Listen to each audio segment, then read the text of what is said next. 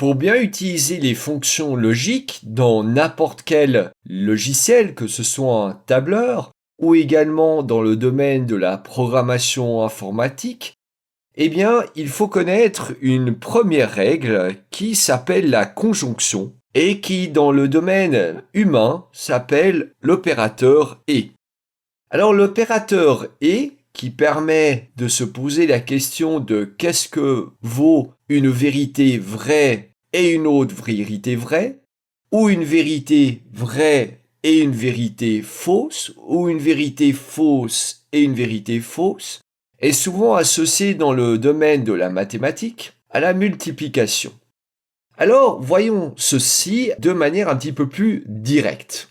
Notons A, la valeur de vérité d'un premier test logique, ou si vous préférez, d'une phrase. Notons B, la valeur de vérité d'un deuxième test logique, ou si vous préférez, d'une phrase. Notons le résultat par simplement A et B, dans une notation humaine courante. Si quelqu'un nous parle d'une histoire et que son histoire est vraie, eh bien, notons que sa première histoire vaut vrai. Si sa deuxième histoire est vraie, alors à ce moment-là, l'ensemble sera considéré assez intuitivement comme vrai. Et pour démontrer ça, voilà comment on peut le calculer dans un tableur et le vérifier. C'est que A et B, les deux phrases étant vraies, et bien par définition, nous pourrons écrire A4 fois B4, ce qui vaudra 1, puisque je vous rappelle l'équivalent numérique de vrai est 1. Maintenant, il y a d'autres manières d'écrire ceci avec la syntaxe Excel. Il y a une fonction logique dans Excel, dans le f de x, qui s'appelle la fonction et. La fonction et peut prendre deux valeurs logiques, puisque normalement on teste deux valeurs logiques à la fois, et nous allons ici prendre A4 et comme deuxième valeur logique, P4. Comme vous pouvez le voir, en réalité, le système va nous permettre de mettre 255 conditions à tester. Donc, même si naïvement nous pourrions penser que nous pouvons tester la véracité que de deux phrases ou que de deux situations, rien ne nous empêche de cumuler les tests logiques et de les superposer. Et un tableur comme Excel permet de tester jusqu'à 255 valeurs logiques avec l'opérateur et. Donc si nous validons par OK, comme vous pouvez le voir, nous obtenons bien vrai. Bon, ceci étant dit, maintenant écrivons les autres possibilités. Si deux histoires sont fausses, qu'avons-nous pour A et B? Eh bien évidemment, A et B en valeur numérique sera faux. Donc on aura la valeur 0. Si nous tirons la fonction et d'Excel, eh bien à ce moment-là, nous voyons sous forme de texte l'équivalent de 0 qui est bien faux. À nouveau, ça montre que la conjonction de faux et faux est faux.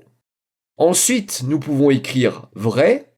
Donc, imaginons à nouveau une histoire que nous raconte une connaissance qui est vraie et une autre histoire que nous raconte une connaissance qui est faux. Eh bien, la conjonction de quelque chose de vrai et de quelque chose de faux fera 0, donc sera faux.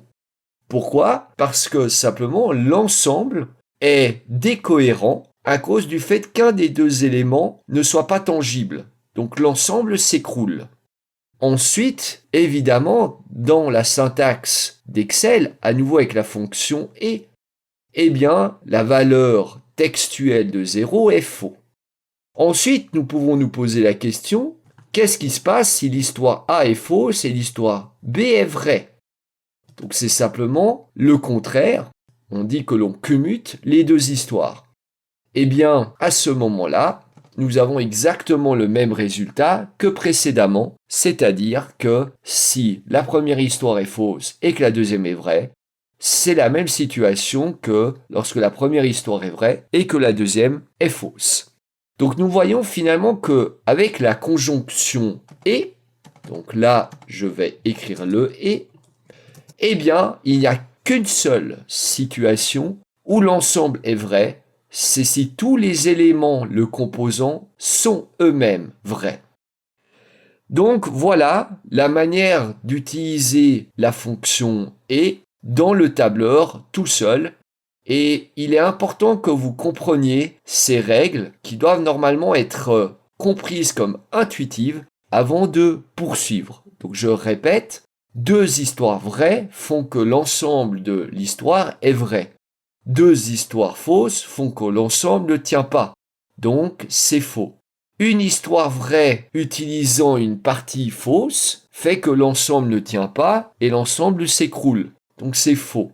Et ensuite, le « et » étant commutatif, eh bien, si la première histoire est fausse et que la deuxième est vraie, nous obtenons aussi, à ce moment-là, l'ensemble faux.